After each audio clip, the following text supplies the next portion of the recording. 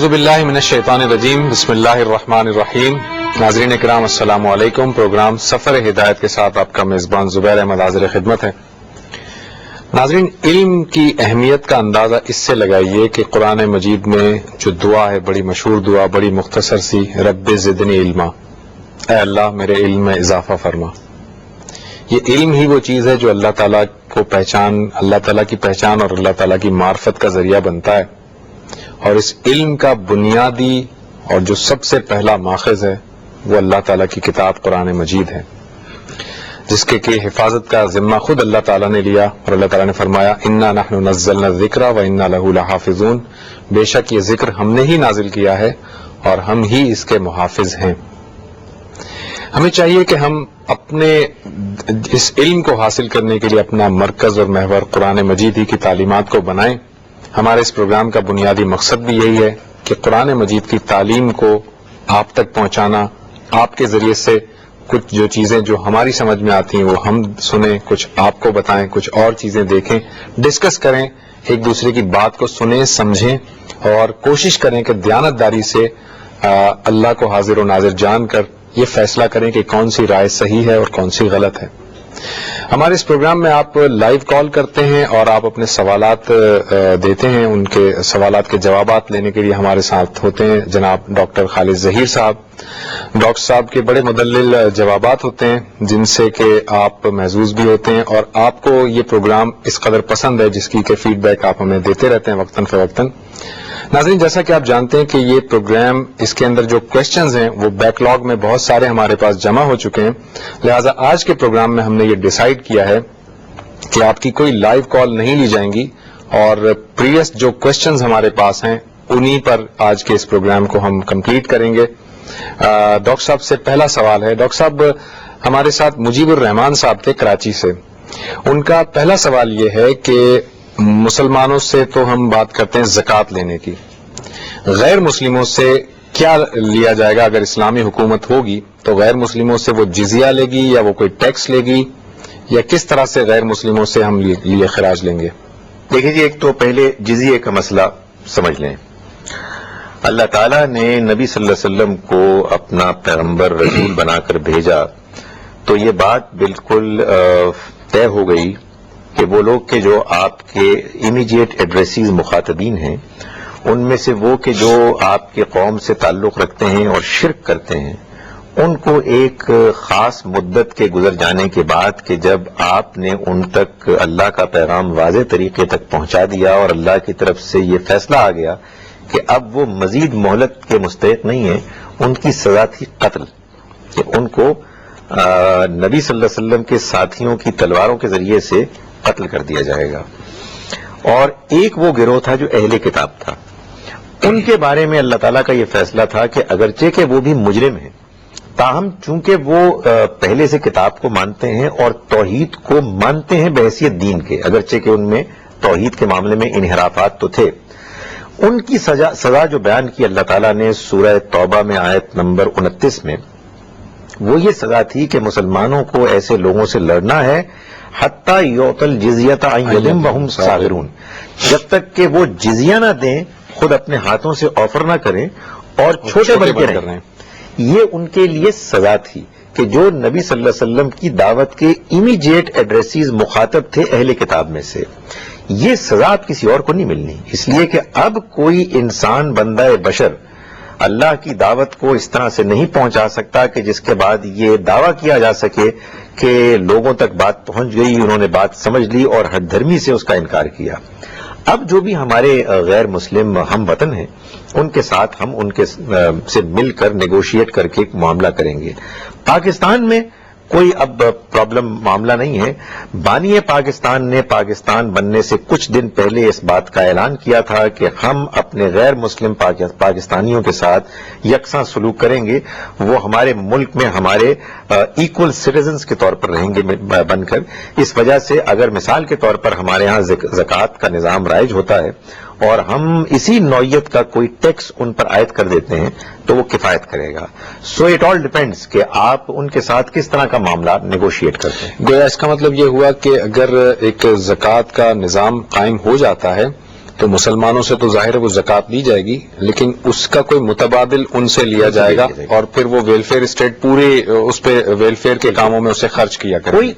کوئی خاص ضرورت نہیں ہے کہ ان سے کوئی فرق لیا جائے، اسی کو کوئی اور نام دے. ظاہر ہے کہ ان کے دین میں یہ چیز نہیں ہے تو اس کو ٹیکس کا نام دے دیں، جو نام دے دیں ان سے بھی لیا جا سکتا ہے. ان سے بھی لیا جا سکتا ہے.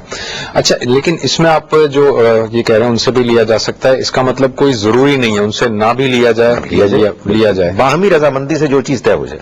باہمی رضامندی سے جو چیز طے ہو جائے. لیکن جب ہم انویسٹ کرنے کی بات کریں گے، ظاہر زکوٰۃ کا پورا سسٹم ہے، بیت المال موجود ہے اگر، تو اس بیت المال میں اگر ان سے نہیں لیا جاتا کچھ بھی اور سارا مسلمانوں ہی سے زکوٰۃ دی جاتی ہے، تو پھر جب اس کی یوٹیلائزیشن ہوگی تو ان کے اوپر اپلائی ہوگی وہ زکوٰۃ. دیکھیے میرے خیال میں تو ہوگی، اور اسی وجہ سے میں سمجھتا ہوں کہ ان سے نہ لینے کی کوئی وجہ نہیں ہے. سو جب آپ ان کو اپنے ساتھ ملا کر ایکول سٹیزنز کا ان کو ایک مقام حیثیت دے رہے ہیں، کوئی وجہ نہیں ہے کہ ان کی ٹریٹمنٹ ان کے ساتھ کوئی مختلف کی جائے، انلیس یہ کہ وہ کوئی ایسی چیز ڈیمانڈ کریں کہ جس کو کہ پھر ہم غور کر کے محسوس کریں کہ وہ کوئی معقول بات ہے تو اس کو قبول کر لیں. اچھا ڈاکٹر صاحب، مجیب الرحمان صاحب ہی کا دوسرا کوشچن یہ تھا کہ وہ یہ کہہ رہے ہیں کہ آپ کی اپنی ذاتی ریسرچ کیا ہے.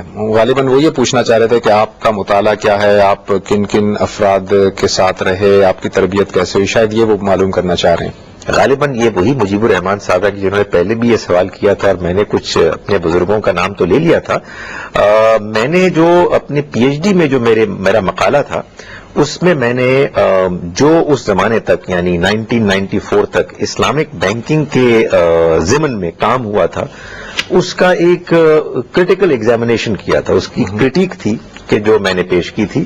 لیکن سچی بات یہ ہے کہ آدمی جب مزید غور کرتا ہے، مختلف معاملات کو سامنے رکھتے ہوئے سوچتا ہے، تبادلہ خیالات کرتا ہے، تو خیالات، نظریات بدلتے رہتے ہیں. سوچ سمجھ اور علم کی دنیا میں یہ کوئی چیز معیوب نہیں ہے.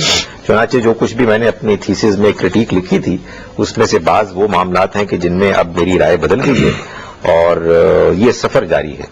یعنی جیسے کہ سفر ہدایت جاری رہنا چاہیے، پروگرام بھی اور انسان کی اپروچ بھی، اسی طرح غور و فکر کا سفر بھی جاری رہنا چاہیے. ڈاکٹر صاحب، یہ امجد صاحب راولپنڈی سے ان کا کوشچن تھا، اور انہی کے ساتھ میں دوسرا کوشچن بھی ایڈ کر لیتا ہوں. عبد الوہاب صاحب کا مالاکنڈ سے کوشچن تھا. سوال دونوں کا یہ ہے کہ داڑھی کے بارے میں تھوڑی سی وضاحت کیجیے کہ داڑھی کی کیا حیثیت ہے، اور خاص کر کے مقدار کے بارے میں. اور اسپیشلی امجد صاحب نے تو مجھے کہا تھا کہ جی میری داڑھی آپ جیسی ہے، انہوں نے میری طرف اشارہ کیا تھا. تو وہ کہہ رہے ہیں کہ مقدار کا تعین کیا سیرت سے ہوتا ہے، کتنی ہونی چاہیے؟ دیکھیے جی، یہ بات معلوم ہوتی ہے ہم کو کہ نبی صلی اللہ علیہ وسلم کی داڑھی تھی. بہت غالب امکان اس بات کا ہے کہ تمام پیغمبروں کی داڑھی تھی، صحابہ کرام کی داڑھی تھی. اس لیے ہمیں داڑھی سے محبت ہے. یہ بات بھی میں آپ سے عرض کر دوں کہ اگر کسی نے اچھی داڑھی رکھی ہوتی ہے تو مجھے پسند ہوتی ہے، مجھے خوشی ہوتی ہے دیکھ کر. ہمارے ہاں یہ ایک مذہبی دینی شخصیت ہونے کی علامت سی بن گئی ہے.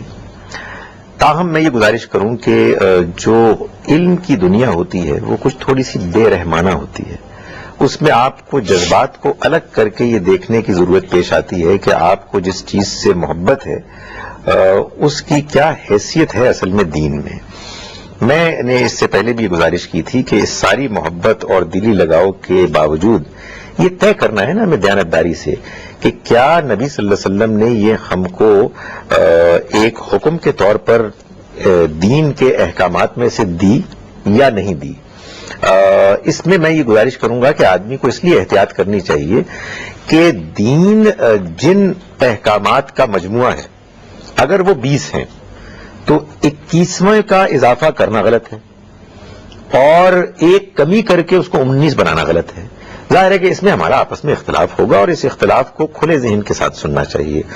میں جس بات کو صحیح سمجھتا ہوں وہ یہ ہے کہ نبی صلی اللہ علیہ وسلم کے ارشادات جو ہمارے سامنے آتے ہیں، اس میں آپ نے مختلف موقعوں پر ان لوگوں پر کچھ منفی تبصرہ کیا کہ جنہوں نے اوباشوں کی طرح مونچھیں بڑھائی ہوئی تھیں اور داڑھی کم کی ہوئی تھی. تو آپ نے فرمایا کہ اگر بڑھانے ہیں تو بڑھانے والی چیز داڑھی ہے. اس سے ہمارے ہاں عام طور پر یہ تاثر بن گیا کہ داڑھی کو بڑھانا چاہیے.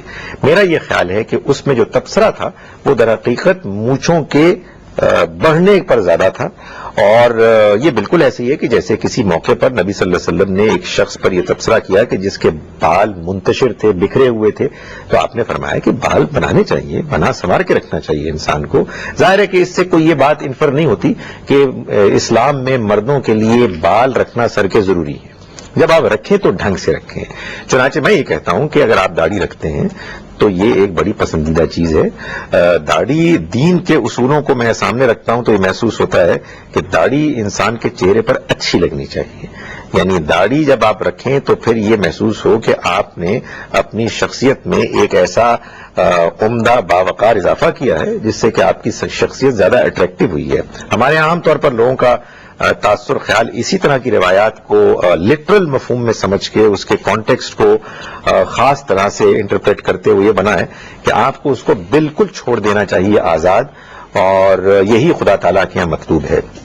میں یہ گزارش کرتا ہوں کہ خدا تعالیٰ یہ چاہتے ہیں کہ ہم زینت کو اختیار کریں، ہم اچھے لگیں، اور اس اچھے لگنے میں داڑھی بھی شامل ہے.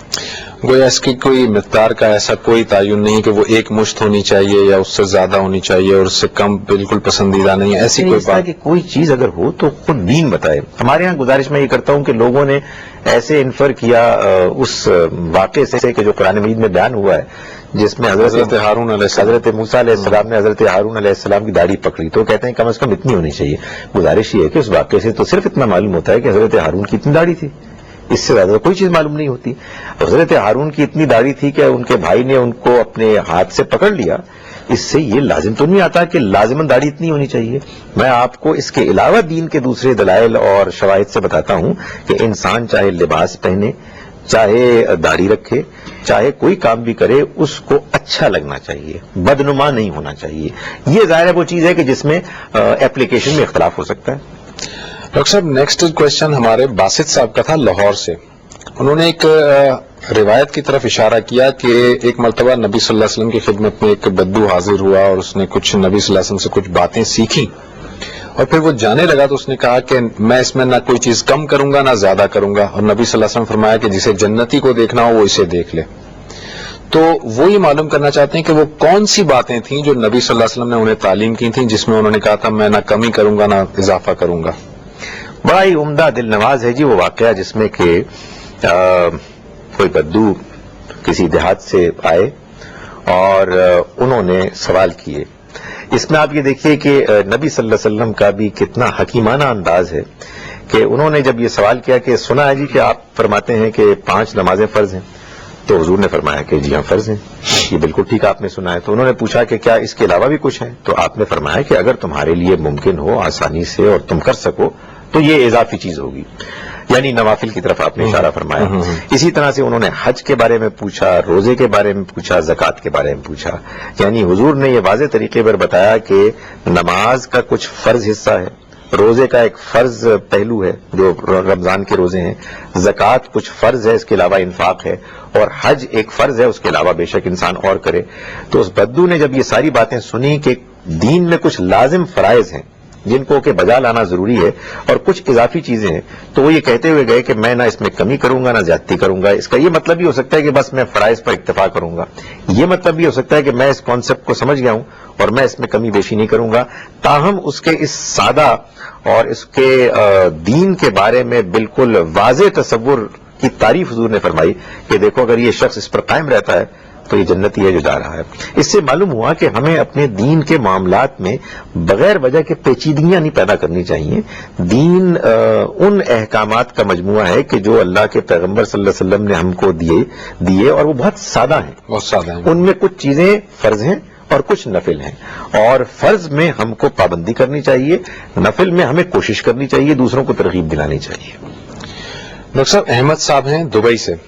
ان کا کوشچن یہ ہے کہ انہوں نے کہا کہ میری جو مسز ہیں ان کے پاس جو زیورات ہیں اس سے زیادہ، اسی مالیت سے زیادہ میرے اوپر لون ہے، مطلب قرضہ ہے میرے اوپر، اور اس صورت میں مجھے زکوٰۃ کیسے دینی ہوگی؟ کیا میں زکوٰۃ دوں یا نہ دوں؟ دیکھیے بات یہ ہے کہ جب آپ کے پاس کوئی ویلیوبل ہے جو کہ آپ روزمرہ کی زندگی میں استعمال نہیں کرتے تو زکوٰۃ تو اس پہ لاگو ہوتی ہے. آپ نے قرضہ لیا ہوا ہے، ظاہر ہے آپ کی کوئی مجبوری ہوگی، آپ اس وقت آپ کا کچھ کیش فلو ایسا معاملہ ہے, اس میں پرابلمز ہیں کہ آپ زکوٰۃ امیڈیٹلی ادا نہیں کر سکتے, تو آپ اپنی زکوٰۃ کو کیلکولیٹ کریں, اور اللہ تعالیٰ جب آپ کو آسانی سے سہولت کے ساتھ آئندہ ادا کرنے کی توفیق دے, آپ اس کو ادا کریں. آپ یوں سمجھیے کہ جیسا آپ کے اوپر اور قرض ہے, اسی طرح سے یہ اللہ تعالیٰ کی طرف سے ایک قرض ہے کہ جو آپ کے اوپر لازم ہے. اللہ سے دعا کریں کہ آپ کے لیے وہ آسانیاں فراہم کرے. قرض کے ساتھ جینا کوئی بہت مطلوب چیز نہیں ہے, اس سے آپ نکلنے کی کوشش کریں. بہرحال آپ کی بیگم کے پاس اگر اتنا زیور ہے کہ جس پر زکوٰۃ لگتی ہے تو آپ کو دینی ہے.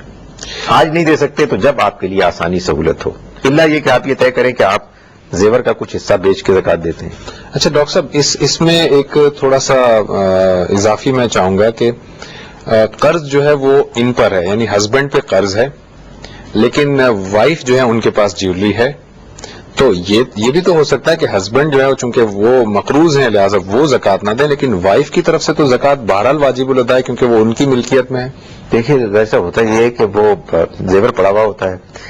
زیور ایک ایسی چیز ہے کہ میں نے دیکھا ہے کہ خواتین اس سے کافی جذباتی لگاؤ رکھتی ہیں, وہ اس کو بیچنا نہیں چاہتی. یعنی آئیڈیل تو وہی ہے جو آپ فرما رہے ہیں کہ وہ اس کا ایک حصہ یعنی 2.5% 1/40واں حصہ نکالیں اور اللہ کی راہ میں خرچ کریں. اللہ تعالیٰ آپ کے گھر کے حالات بہتر کرے گا, آپ کے مال میں برکت ڈالے گا انشاءاللہ.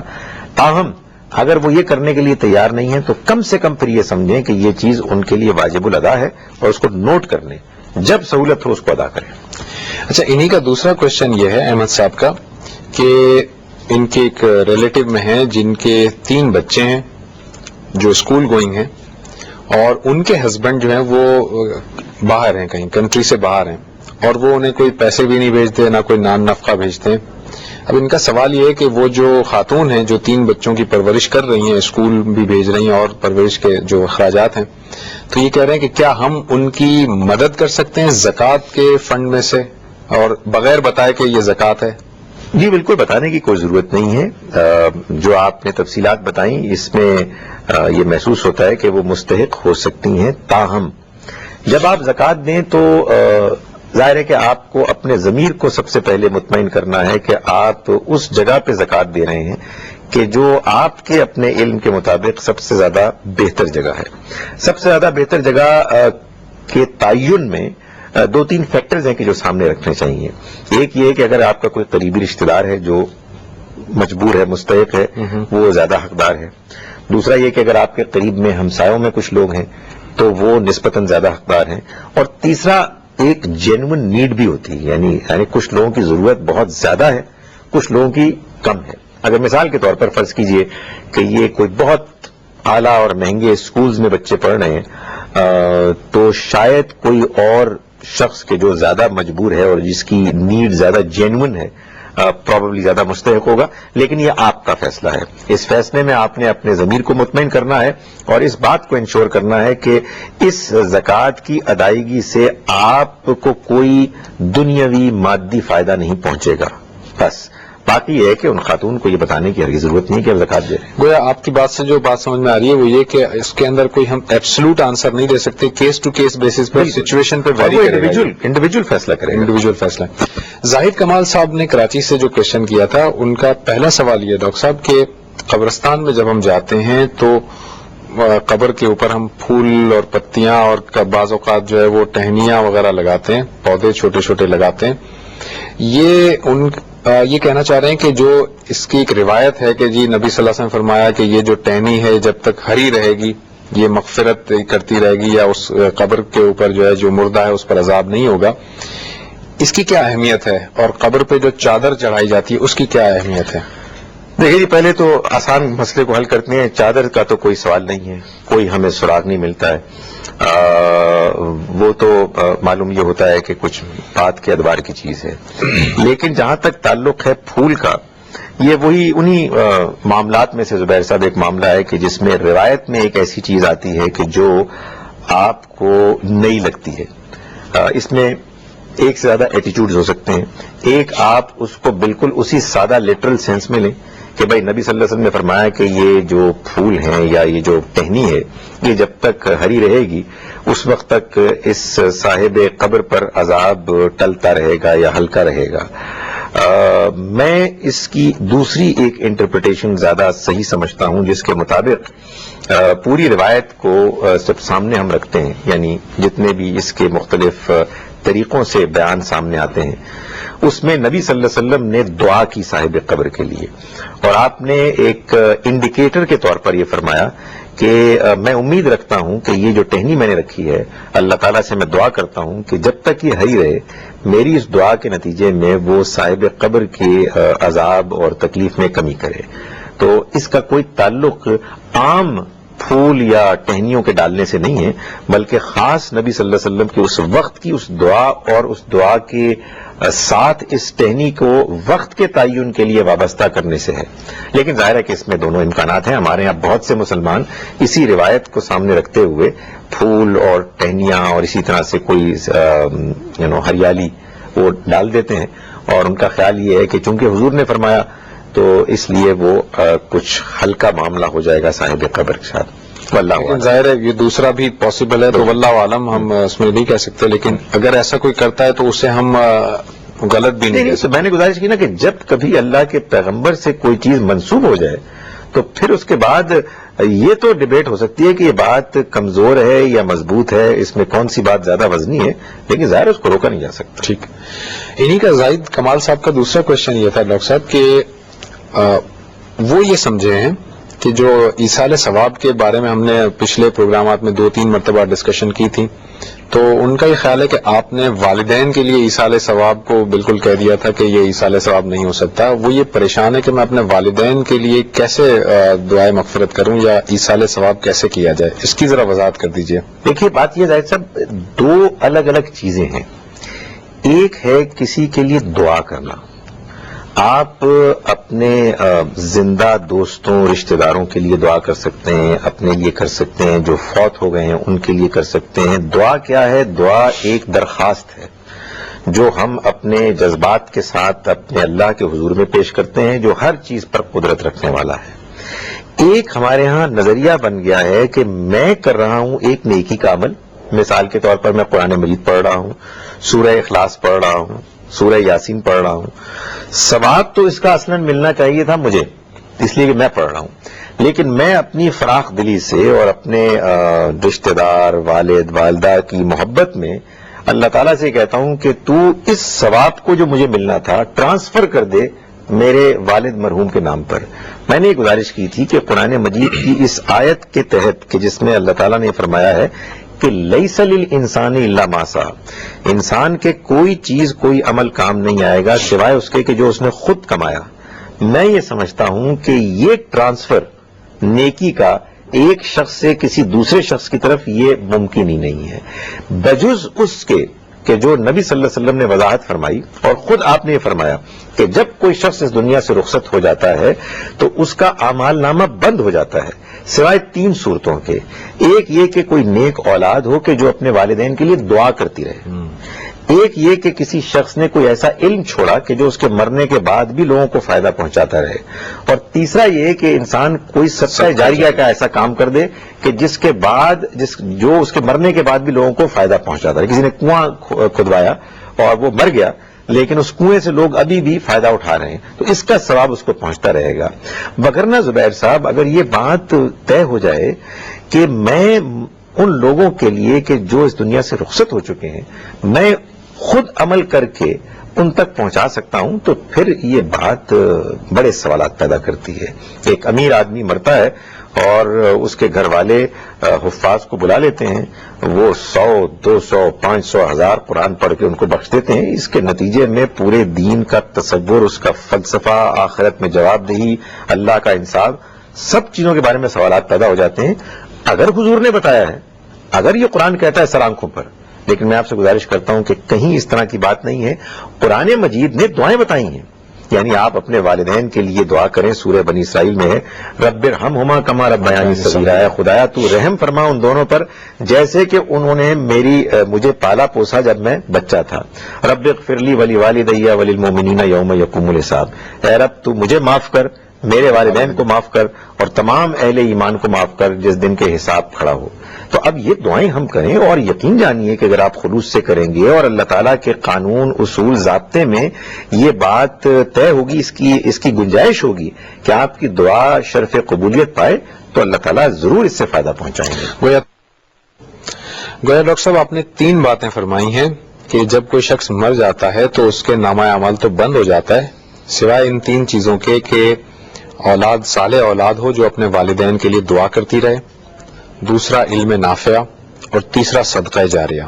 یہ 3 باتیں جو کہ نامہ اعمال کے بعد یعنی مرنے کے بعد بھی جس کا اعمال جاری رہتے ہیں. ڈاکٹر صاحب ایک چھوٹے سے بریک کا وقت ہوا ہے. ناظرین ہم ایک چھوٹے سے بریک کے بعد دوبارہ آئیں گے اور گفتگو کنٹینیو کریں گے.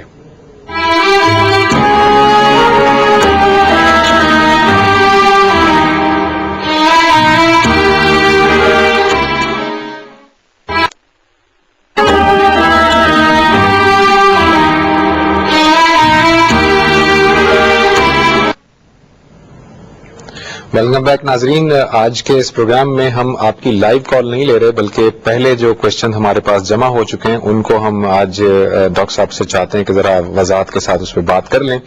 بریک پہ جانے سے پہلے ہم ڈاکٹر صاحب زاہد کمال صاحب کے بارے میں بات کر رہے تھے. ان کا تیسرا کوشچن یہ ہے کہ وطر کا صحیح طریقہ کیا ہے. وطر نماز ان کا خیال ہے کہ بعض اوقات اس طرح پڑھی جاتی ہے کہ 2 رکعت کے بعد تشہد ہوتا ہے اور پھر تیسری رکعت ادا کی جاتی ہے، اور بعض اوقات یہ دیکھا گیا کہ 3 رکعتیں ایک ساتھ پڑھی جاتی ہیں. اس کا صحیح طریقہ کیا ہے؟ ڈاکٹر صاحب نبی صلی اللہ علیہ وسلم سے جو تہجد کی نماز پڑھنے کے طریقے منقول ہیں اس میں کافی ویرائٹی ہے. یہ جو 2 طریقے بتائے ہیں ایسے بھی ہیں.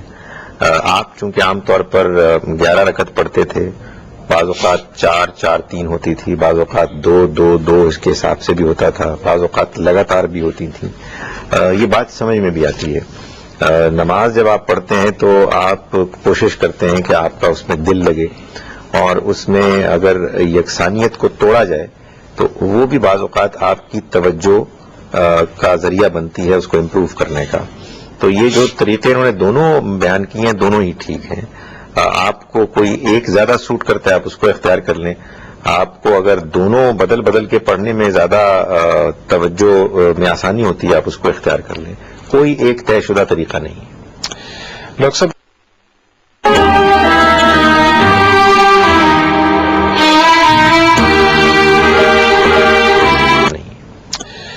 صاحب یہ مس فائزہ ہیں پشاور سے. ان کا سوال یہ ہے کہ انہوں نے کچھ شیئرز لیے ہوئے ہیں، شیئر میں کچھ انویسٹمنٹ کی ہوئی ہے، اور اب وہ شیئرز جو ہیں وہ اس وقت لاس میں ہیں، اس کی پرائز نیچے آ چکی ہے، لہٰذا وہ ان کو سیل نہیں کرنا چاہ رہے، رکھنا چاہ رہے ہیں اپنے پاس. لیکن اب کوشچن یہ ہے کہ اس کو رکھے ہوئے 1 سال کا عرصہ گزر چکا ہے، اب وہ زکوٰۃ کیسے ادا کریں؟ وہ شیئر وہ سیل نہیں کر سکتے کیونکہ وہ لاس میں ہیں، سال مکمل ہو گیا ہے. دیکھیے بات یہ ہے کہ چونکہ میرے نزدیک یہ جو شیئرز ہیں یہ در حقیقت آپ کو ریٹرنز دیتے ہیں. تو نبی صلی اللہ علیہ وسلم نے ہم کو جو زکوٰۃ کا قانون بتایا ہے اس میں یہ میری انڈرسٹینڈنگ کے مطابق یہ پروڈکشن کی زکوٰۃ کے تحت آتا ہے. کچھ اور لوگ ظاہر ہے اس کو دولت میں مانیں گے، یعنی ایک لائف سٹاک ہے جانور، ایک ویلتھ ہے سونا چاندی، اور ایک پروڈکشن ہے. تو میرے نزدیک یہ شیئرز جو ہیں یہ پروڈکشن کے ضمن میں آتے ہیں. پروڈکشن میں جو میری انڈرسٹینڈنگ ہے وہ یہ ہے کہ اگر شیئرز کی نوعیت کی کوئی انویسٹمنٹ ہے کہ جس میں محض انویسٹمنٹ ہے اور لیبر ساتھ نہیں ہے، محنت کا اس میں کوئی دخل نہیں ہے، تو پھر آپ کو اپنی ریٹرنز پر 10% دینی ہے. اب چونکہ ریٹرنز نہیں آ رہی ہیں تو ظاہر ہے کہ انہوں کا لاس ہے، انہوں نے تو انویسٹ کیا ہوا ہے، تو اب ان کو کچھ نہیں دینا. اس کی وجہ یہ کہ اگر ریٹرنز آئیں گی تو وہ 10% دیں گے، ریٹرن زیادہ ہوں گی تو زیادہ 10% زیادہ بنے گا، کم ہوں گی تو کم بنے گا. لیکن اگر کچھ بھی نہیں ہے تو ظاہر ہے کہ پھر ان کو کچھ نہیں دینا، اس لیے کہ انہوں نے یہ طے کیا ہوا ہے کہ انہوں نے تو بہرحال اس کو پروڈکشن کے ضمن میں رکھا ہوا ہے. اگر یہ محض دولت ہوتی تو پھر سال کے سال ان کو 2.5% دینا ہوتا. تو میری اپنی انڈرسٹینڈنگ یہ ہے کہ اس وقت جب کہ ان کا یہ فیصلہ ہے کہ انہوں نے اس کو ڈیویڈنڈ کی ایکسپیکٹیشن میں رکھا ہوا ہے، تو جب ان کو کوئی ڈیویڈنڈ نہیں مل رہا تو انہیں کچھ نہیں دینا. تو اگر انہوں نے اس ایکسپیکٹیشن پہ رکھا ہے تو جب ڈویڈنڈ ملنا شروع ہوگا تو پھر وہ اس پہ 10% دیں گی, جب 2.5% نہیں دیں گی. جب بھی ڈیویڈنڈ ملے گا تو ڈیویڈنڈ کا 10%. اچھا, انہی کا دوسرا کوشچن یہ ہے کہ جو تلاوت کرتے ہوئے آیات سجدہ آتی ہیں جو, ان پر سجدہ کرنا لازمی ہے یا نہیں؟ دیکھیے جی, اگر یہ پوائنٹ بلینک سوال ہے تو میری آرڈنری انڈرسٹینڈنگ یہ ہے کہ لازم تو نہیں ہے, بہت پسندیدہ ہے, بہت مطلوب ہے. نبی صلی اللہ علیہ وسلم نے اس کو کیا, اور بعض اوقات ایسا بھی ہوا کہ بعض صحابہ سے معلوم ہوتا ہے کہ بعض صورتوں میں نہیں بھی ہوا. جو اصل چیز ہے وہ یہ ہے کہ ان مقامات میں جو اللہ تعالیٰ نے بات بیان کی ہے, اس بات کو پڑھنے, سننے اور سمجھنے سے ایک بندہ مومن کے اندر بے اختیار اللہ کے حضور میں جھکنے اور سجدہ کرنے کا جذبہ پیدا ہونا چاہیے. یہ چیز نبی صلی اللہ علیہ وسلم کے اپنے عمل سے ہمارے سامنے آتی ہے. ہمیں آپ کے اس عمل کی اقتدا کرنی چاہیے, اس کی پیروی کرنی چاہیے. لیکن جس کو آپ لازم کہتے ہیں وہ تو وہ چیز ہوتی ہے نا کہ جس کا آپ کو ایسے پابند کر دیا گیا کہ اس کے نہ کرنے پر آپ گناہ گار ہوتے ہیں. میری اپنی آرڈنری انڈرسٹینڈنگ یہ ہے کہ ضرور کرنا چاہیے, بہت پسندیدہ چیز ہے. لیکن اگر آپ بالکل واضح سوال پوچھتے ہیں کہ کیا کوئی آدمی اگر نہیں کرتا تو کیا وہ گناہ گار ہوگا, تو نہیں, ایسا نہیں ہے. ڈاکٹر صاحب, اس میں ایک اوپینین یہ بھی ہے کہ چونکہ شیطان کو جب سجدہ کرنے کا حکم دیا گیا تو شیطان نے اس سے انکار کیا تھا اللہ تعالیٰ کے سامنے, لہذا یہ سجدے کی آیات پہ ہم سجدہ نہیں کرتے تو گویا ہم شیطان کی پیروی کر رہے ہوتے ہیں. یہ ایک اوپینین ہے. لیکن یہ اوپینین جو ہے نا, یہ بعد میں بن جاتا ہے. ایک چیز کو آپ پہلے مان لیتے ہیں کہ یہ لازم ہے اور پھر آپ اس کی کوئی توجیہ کرتے ہیں. میں یہ گزارش کرتا ہوں کہ اس بات کو طے کرنے کا پروسیس واضح ہونا چاہیے کہ یہ لازم ہے یا نہیں ہے. اگر اس کو لازم کرنا ہوتا تو پھر اللہ تعالیٰ اس کا حکم دیتا, نبی صلی اللہ علیہ وسلم ہم کو اس کا پابند فرماتے. آپ نے یہ عمل کیا, آپ کا یہ عمل معلوم ہوتا ہے کہ باقاعدگی سے ہوا, نمازوں میں بھی ہوا, اس لیے یہ بہت پسندیدہ, بہت مطلوب ہے اور اس کو ایسے ہی پریزنٹ کرنا چاہیے. ٹھیک ہے. ایک ہماری کالر تھی ابو ظبی سے, ان کا کوشچن یہ ہے کہ تہجد کی نماز کا طریقہ کیا ہے, وہ طریقہ آپ اس کی ذرا وضاحت کر دیجئے. دیکھیں جی, تہجد کی نماز میں ایک بات تو جو اس کی آئیڈیل ٹائمنگز کے بارے میں کہی جاتی ہے وہ یہ ہے کہ آپ سو کے اٹھیں گی اور رات کے دوسرے حصے میں جتنا ایک اللہ تعالیٰ آپ کو توفیق, فجر سے پہلے, فجر کی آذان سے پہلے کا ٹائم ہے اصلاً اس کا, اس میں آپ کو اللہ تعالیٰ جتنی توفیق دے آپ رکعتیں پڑھیں. نبی صلی اللہ علیہ وسلم کی بہرحال تہجد کی نماز ہمیشہ معلوم ہوتا ہے کہ 11 رکعتیں ہوتی تھیں. اس کو آپ 2 کے حساب سے بھی پڑھتے تھے, 2 اور 2 اور 2 اور 2 کر کے, اور اس کے بعد 3, اور بعض اوقات 4 اور 4 اور 3 بھی ہوتی تھی, بعض اوقات مسلسل ایک ساتھ ہوتی تھی. آپ کو جتنا قرآن مجید یاد ہے اس کے حساب سے آپ اپنی نماز کو ٹائم کریں. مثال کے طور پر آپ محسوس کرتے ہیں کہ فجر کی اذان سے پہلے آپ کے پاس اب 1 گھنٹہ رہ گیا ہے اور آپ اس میں 8 رکعتیں جمع 3 پڑھ سکتے ہیں, تو آپ جتنا ایک قرآن مجید آپ کو یاد ہے آپ اس میں اس کو پڑھ لیں, اور یہ جس طرح نفل نماز پڑھی جاتی ہے اس طرح سے آپ پڑھیں. نماز کا طریقہ تو وہی ایک طریقہ ہے, لیکن تہجد کی نماز میں بالخصوص یہ چیز بڑی مطلوب ہے کہ آپ اس میں زیادہ سے زیادہ قرآن کا حصہ اپنے اس میں قیام میں پڑھیں, اور وہی بات کہ برتل القرآن ترتیلا, ٹھہر ٹھہر کے پڑھیں. اور کیا ہی عمدہ بات ہو کہ اگر آپ کو وہ سمجھ میں آ رہا ہو تو سمجھ کے پڑھیں.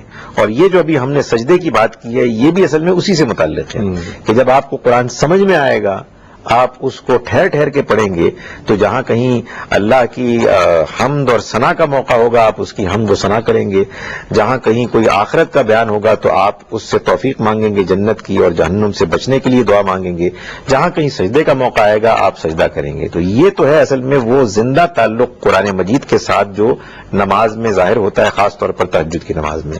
لیکن اگر انسان کو اتنی عربی نہیں آتی ہو یا قرآن مجید سے کے الفاظ کے معنی سے واقفیت نہ ہو جتنی توفیق انسان کو میسر آئے انسان اس کو اختیار اچھا کرے۔ ڈاکٹر صاحب، اس میں دو ضمنی کوشچنز ہیں. ایک تو یہ کہ تہجد کی نماز کے لیے اس کا مطلب ہے کہ سونا اور پھر سو کر اٹھنا لازمی ہے؟ اگر Ideally.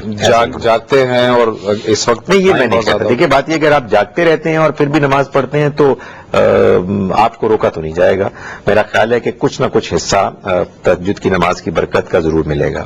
لیکن یہ جان لیں کہ تہجد کی نماز کا حسن، اس میں آپ کی دلچسپی اور اس کی افیکٹونیس وہ ہوتی ہی اس وقت ہے کہ جب آپ نے کچھ نیند کے بعد پوری کرنے کے بعد آپ اٹھتے ہیں. جاگتے ہوئے آپ پڑھتے ہیں تو ابتدا میں ایسا اگر کریں کوئی شخص کرتا ہے تو یہ بھی ایک پسندیدہ چیز ہے، اس کو انکریج کرنا چاہیے. لیکن اصل نماز کو نہیں بھولنا چاہیے کہ وہ سونے کے بعد اچھا دوسرا یہ ہے کہ ایک شخص ہے کہ جس کا روٹین نہیں ہے کہ وہ ہمیشہ اٹھتا ہو، وہ کبھی اٹھ بھی جاتا ہے رات میں، کبھی نہیں بھی اٹھ سکتا، تو وہ وطر عشاء کے ساتھ پڑھ لیتا ہے اپنے. لیکن اب وطر عشاء کے ساتھ اس نے پڑھ لی، اب اس کی آنکھ کھلی رات کے دوسرے پہر میں، اب وہ تہجد کی نماز کیسے ادا کرے گا جبکہ وطر وہ ادا کر چکا ہے؟ دیکھیے جی، اس میں ظاہر ہے کہ اختلاف ہو سکتا ہے. میں تو اس میں یہی سجیسٹ کروں گا کہ اگر آپ کے چانسز کچھ بھی ہیں اٹھنے کے تو آپ اپنی وطر کی نماز نہ پڑھیں اور اللہ سے دعا کر کے سوئیں کہ وہ آپ کو صحیح وقت میں اٹھا دے. اور اگر فرض کیجئے کہ آپ کچھ تاخیر سے بھی اٹھتے ہیں اور ابھی آپ کو فرض نماز سے پہلے کچھ موقع ہے تو اپنی وطر اس وقت پڑھ لیں. ظاہر ہے وہ صحیح وقت کی، آئیڈیل وقت کی وطر تو نہیں ہوگی، لیکن بہرحال آپ نے ایک نفل کو پڑھنے کی ایک اپنے اندر پیدا کی ہوئی ہے اسپرٹ، اور اس کو آپ باقاعدگی سے پڑھنا چاہتے ہیں تو اس کو پھر انسان کو دوہرا دینا چاہیے. یعنی اس کو اگر صحیح وقت میں نہیں مل رہا اس کو پڑھنے کا موقع تو آگے کے کسی وقت میں پڑھ لیں. اچھا، ان کا دوسرا کوشچن یہ ہے ڈاکٹر صاحب، دوسرا تیسرا کوشچن کو میں اگر جوڑ دوں کہ عیدین کی نماز کے اندر عورتوں کے لیے کوئی خاص طریقہ کار ہے عیدین کی نماز کا، اور دوسرا ان کا سوال کا حصہ یہ تھا کہ عام جو نمازیں ہیں، جو فرائض نمازیں، ان میں مردوں اور عورتوں کے ادا کرنے میں، ان کے اٹھنے بیٹھنے میں وہ ڈفرنس ہے، سجدہ کرنے میں؟ دیکھیں عیدین کی نماز میں کوئی فرق نہیں ہے. عیدین کی نماز عام طور پر سبھی لوگ بھول جاتے ہیں، وہ امام صاحب کو یاد کرانی پڑتی ہے اس میں جو تکبیریں ہیں. لیکن یہ کہ میں صرف اتنی گزارش کرتا ہوں کہ یہ معلوم ہوتا ہے نبی صلی اللہ علیہ وسلم کے طریقے رویے سے کہ آپ نے عید کی نماز جس طرح سے مردوں کو کہا کہ تم پڑھنے کے لیے آؤ، اسی طرح سے خواتین کو بھی اس بات کے لیے آمادہ کیا اور کہ وہ بھی نماز پڑھنے ہیں. معلوم ہوتا ہے کہ ان کے لیے بھی اتنی ہی ضروری ہے. باقی اس کا طریقہ ظاہر ہے دونوں کے لیے یکساں ہے، دونوں کے لیے. یہی معاملہ جو عام نماز ہے اس میں بھی ہے. ہمارے ہاں بعض لوگوں کے ہاں ایک خاص خواتین کے معاملے میں جو رویہ ہے، بہت زیادہ ان کو مختلف طریقے سے معاملات کو اپروچ کرنے کا، اور اس میں ایک حیا کا بھی ایک تصور ہے، جس کی وجہ سے انہوں نے ایک ذرا ڈفرنٹ پوسچرز کو سجیسٹ کیا. مجھے نہیں معلوم ہے کہ اس کی اوریجن کیا ہے. نبی صلی اللہ علیہ وسلم سے تو یہی معلوم ہوتا ہے کہ تمام مسلمانوں کو ویسی ہی نماز پڑھنی چاہیے، کما رأیتمونی اصلی، جیسا کہ حضور نے فرمایا تم مجھے نماز پڑھتے دیکھتے ہو. تو ظاہر ہے کہ یہ مردوں اور عورتوں دونوں کے لیے یکساں ہے. تو وہ جو ڈفرینٹ پوسچرز ہیں آپ کہہ رہے ہیں کہ اس کے بارے میں ایسی کوئی چیز نہیں ملتی؟ مطلب یہ کہا جاتا ہے کہ عورتیں جو ہیں جب نماز پڑھیں تو اپنے جسم کو سکیڑ کر نماز پڑھیں، اور سجدے میں جائیں تو بہت زیادہ جو ہے وہ اونچا نہ ہو ان کا سجدہ، یہ اس طرح کی آپ بھی جب یہ بات کر رہے ہیں تو میں یہ گزارش کرتا ہوں کہ جب کبھی بھی آپ یہ بات سنیں تو ہوتا یہ ہے کہ ہمارے ہاں ایک طریقہ بن گیا لوگوں کا کہ وہ اس بات کو مان لیتے ہیں. میں یہ گزارش کرتا ہوں کہ پھر اگلا سوال یہ پوچھنا چاہیے کہ یہ آپ حضور کیسے فرما رہے ہیں؟ یعنی یہ آپ کا اپنا خیال ہے، آپ کے کسی بزرگ کا خیال ہے، یا یہ کہ وہ ہستی یعنی نبی صلی اللہ علیہ وسلم کے جو واحد ہستی ہیں ہم کو دین دینے والی، آپ نے یوں بتایا ہے؟ تو اگر کسی کا اپنا خیال ہے تو وہ ان کو مبارک ہو. لیکن اگر پیغمبر صلی اللہ علیہ وسلم نے بتایا ہے، میرے محدود علم کی حد تک تو ایسی بات نہیں ہے، لیکن آئی کین بی کریکٹڈ. اگر کسی ایسی روایت میں کہ جو مستند ہے یہ بات بیان کی گئی ہے تو ظاہر ہے کہ پھر یہ ایک اسٹرانگ نقطہ نظر ہوگا. اچھا، عبد الوہاب صاحب نے مالاکنڈ سے جو کوشچن کیا تھا، ان کا ایک سوال تو ہم نے ابھی لے لیا داڑھی سے متعلق. دوسرا سوال ان کا یہ تھا کہ دوران سفر، پہلی بات تو انہوں نے کہا کہ سفر ہم کتنی مسافت کو سفر کہیں گے، اور سفر کے دوران اگر ہم قصر نماز نہ پڑھیں بلکہ مکمل نماز پڑھیں، پوری نماز پڑھیں، تو اس میں کوئی حرج ہے؟ دیکھیے جی، بات یہ ہے کہ جو لفظ حرج آپ نے استعمال کیا ہے، یہی لفظ قرآن مجید میں اللہ تعالیٰ نے قصر کے لیے استعمال کیا ہے. اللہ تعالیٰ کا ارشاد یہ ہے کہ لا جناح علیکم ان تقصروا الصلاۃ، کوئی حرج نہیں ہے تم پر اگر تم نماز کو قصر کر لو. اور یہ خاص طور پر اس موقع کے لیے فرمایا کہ جب تم خوف کی حالت میں سفر کر رہے ہو. تو اس کا مطلب یہ ہوا کہ نماز کو قصر کرنا خوف کی حالت میں یا سفر کی حالت میں اس کی اجازت ہے. جب اجازت ہے تو اس کا مطلب یہ کہ لازم نہیں ہے. آپ سفر کر رہے ہیں، آپ کسی ایسی جگہ پر ہیں، کسی کے گھر میں ہیں، ہوٹل میں ہیں، جہاں مکمل طور پر مطمئن ہیں، کوئی آپ کو پریشانی نہیں ہے، کوئی آپا دھاپی، کوئی جلد بازی کی جلد کرنے کے معاملات آپ کے اوپر مسلط نہیں ہوئے، تو آپ اطمینان سے پوری نماز پڑھیں، اللہ کو یاد کریں، اس کا شکر ادا کریں. آپ اگر محسوس کرتے ہیں کہ سفر میں آپ نکل گئے ہیں اور آپ کے اوپر وہ پریشانی لاحق ہو گئی ہے کہ جو سفر میں بعض اوقات انسان کے اوپر لاحق ہو جاتی ہے، تو آپ کو قصر کرنے کی اجازت ہے. آپ بے تکلف اللہ تعالیٰ کے دیے ہوئے اس فائدے سے مستفید ہوں. کتنا فاصلہ ہے؟ سچی بات یہ ہے کہ ہمارے ہاں فقہا نے اس کے تعین کی کوشش کی نبی صلی اللہ علیہ وسلم کے مختلف ان اسفار کو سامنے رکھتے ہوئے کہ جن کے بارے میں معلوم ہوتا ہے کہ آپ نے جن میں قصر کی. لیکن میں سمجھتا ہوں کہ اس کی کوئی ضرورت نہیں تھی. جب اللہ تعالیٰ نے یہ بتا دیا کہ یہ ہمیں سہولت سفر کی حالت میں میسر ہے تو سفر ہوتا ہے، ہر شخص پہ چھوڑ دینا چاہیے. یہ عین ممکن ہے کہ آپ گھر سے باہر نکلیں اور 5 کلومیٹر کی مسافت پر آپ کے اوپر یہ کیفیت طاری ہو جائے کہ آپ کے لیے پوری نماز اطمینان کے ساتھ پڑھنا ممکن نہیں ہے، تو آپ بے تکلف اس کو اختیار کریں گے. اللہ تعالیٰ کی طرف سے ایک کنسیشن ہے، سفر کے لیے کنسیشن ہے، اور اس کو آپ اویل کر سکتے ہیں اگر آپ کو ضرورت محسوس ہو. گویا قصر کرنے کی اجازت ہے، مگر یہ لازمی نہیں ہے کہ جو تصور کر لیا. قرآن مجید نے بالکل واضح طور پر بتا دیا کوئی حرج نہیں ہے. بلکہ بعض لوگ تو یہ بھی کرتے ہیں کہ وہ سفر میں ہوتے ہیں تو فرض کے اندر تو قصر کر لیتے ہیں، لیکن کہتے ہیں سنتیں اور نوافل تو پوری پڑھنی چاہیے. بات ہے. میں آپ سے گزارش کروں، اصل میں اس میں بعض لوگ یہ بڑے زور دے کے کہتے ہیں کہ جب خدا تعالیٰ نے ایک چیز آپ کو دے دی کنسیشن کے ساتھ تو پھر یہ ناقدری ناشکری ہے کہ آپ اس کو اویل نہ کریں. میں گزارش کرتا ہوں کہ یہ اسٹیٹمنٹ آپ کہاں سے دے رہے ہیں؟ قرآن تو کہہ رہا ہے کوئی حرج ہی نہیں. اس کا مطلب یہ کہ قرآن مجید دونوں امکانات کو بیان کر رہا ہے. کر لو کوئی حرج نہیں، نہ کرو تو یہ تمہارا اختیار ہے. بلکہ سچی بات یہ ہے کہ اگر آپ اس کے الفاظ کو دیانتداری سے اس کی رعایت کے ساتھ سمجھیں تو اللہ تعالیٰ فرما رہے ہیں کہ عام حالات میں تمہیں پڑھنی چاہیے، لیکن اگر تم نہیں پڑھتے ہو پوری نماز تو کوئی حرج نہیں.